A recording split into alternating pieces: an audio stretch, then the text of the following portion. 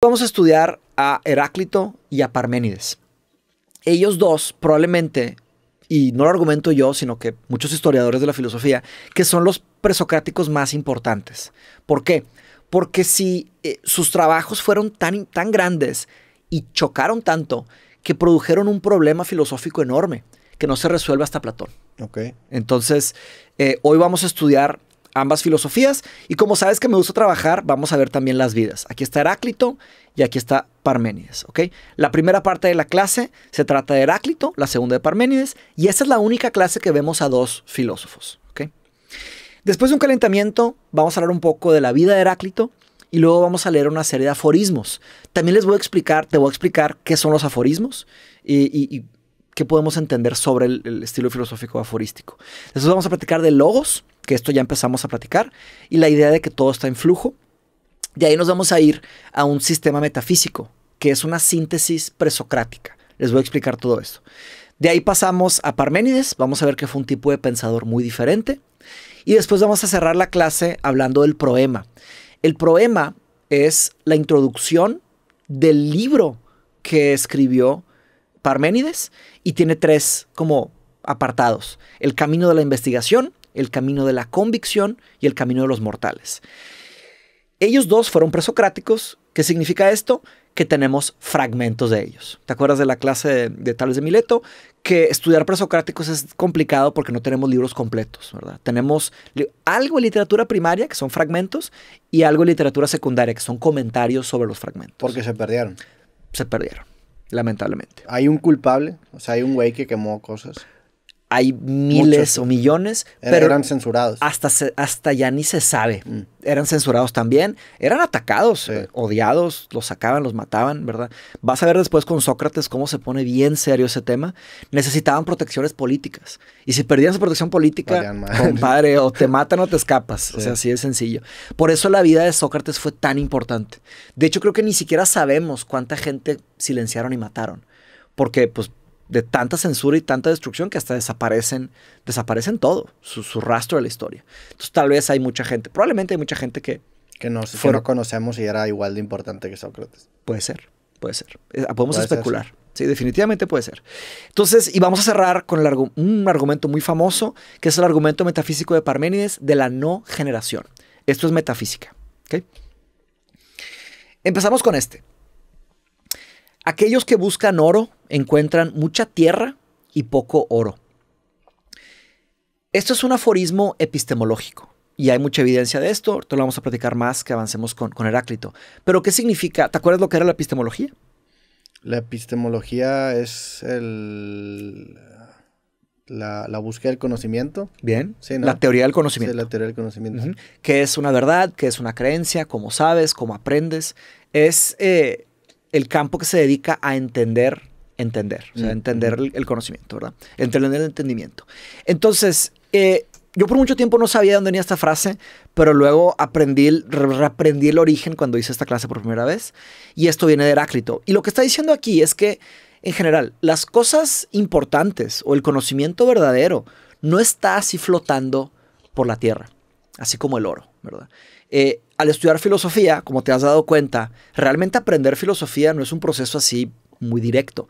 Tienes que estar leyendo y repasando y pensando y vas de repente encontrando el oro.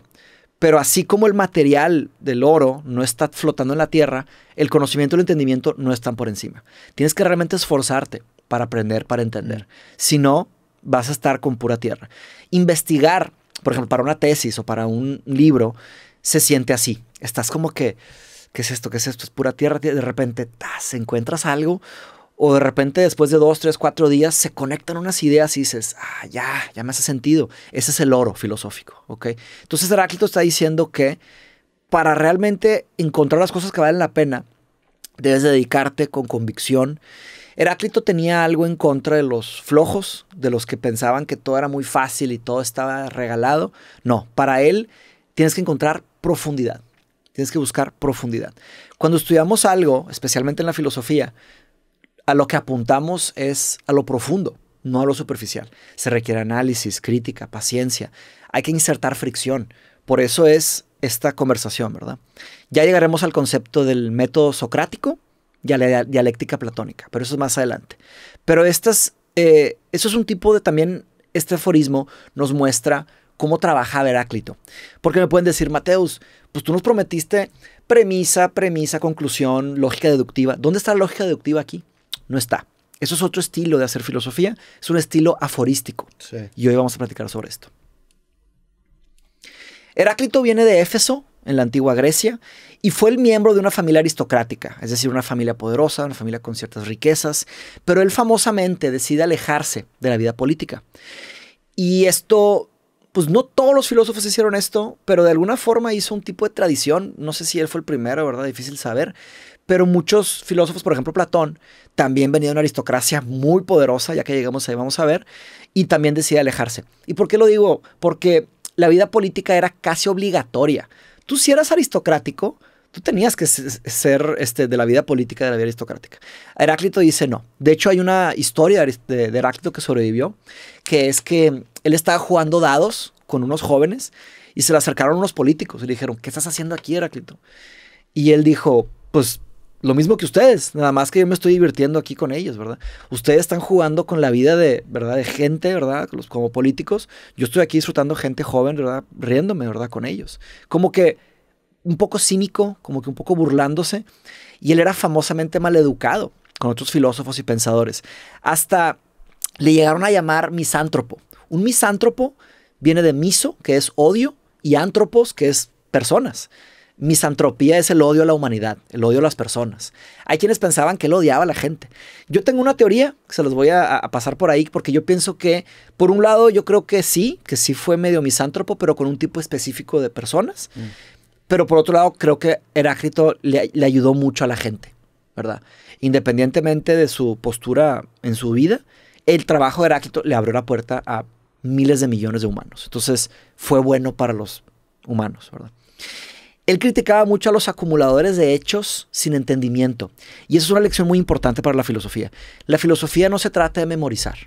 Si te enfocas en memorizar, no llegas muy lejos. Más bien si quieres memorizar, pues hay 1000 técnicas en YouTube para memorizar. Aquí se trata de entender. Si entendemos cómo pensaban ellos o cómo eran los argumentos, eso se va a quedar contigo por mucho tiempo, ¿verdad? Entonces él criticaba a los que se memorizaban frases y nada más las estaban dice y dice sin entender la que significaban. Esto invita a la reflexión filosófica y al análisis filosófico. Le llamaban el enigma o el obscuro. Porque, como luchador. Ajá, sí. Porque, ¿cómo qué?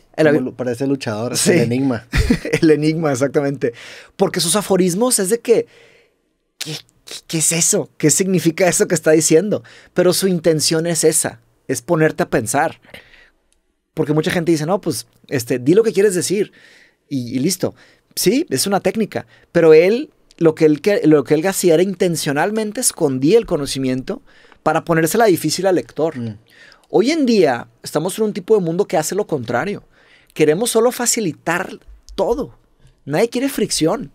La filosofía ayuda a insertar fricción, ¿verdad? O sea, el aforismo es la manera en la que él oscurecía el conocimiento, ¿no? Y él hacía todo el trabajo profundo, llegaba a una conclusión y luego hacía como estos aforismos que son pegajosos y son trailers para que la gente lo repita, pero esconden un trabajo profundo. Ahí te va. Hay dos grandes maneras, es difícil decir. Hay más, eran como los clips que él subía de eso. Más o menos, porque son, pues sí, podría ser, pero es una síntesis. Es una síntesis. En la filosofía tú puedes analizar y puedes sintetizar. Y hay muchas otras cosas que puedes hacer. Pero, por ejemplo, sintetizar sería, agarramos 10, 15 elementos y los unimos y organizamos ese conocimiento de una forma como elegante. Hay mucha profundidad en un aforismo. Hay gente que apenas está empezando a estudiar filosofía y ya quieren escribir aforismos y no es una buena idea porque suenan muy tontos, como que tratan de derramar sangre sobre Pero un verdadero filósofo lee y dice, ahí no hay nada, ¿verdad? Como Nietzsche decía, le echan lodo al agua para que parezca profunda. Pero un verdadero aforismo hecho por un profesional que lleva 40 años estudiando filosofía hace unos aforismos que son joyas, ¿verdad? Sí.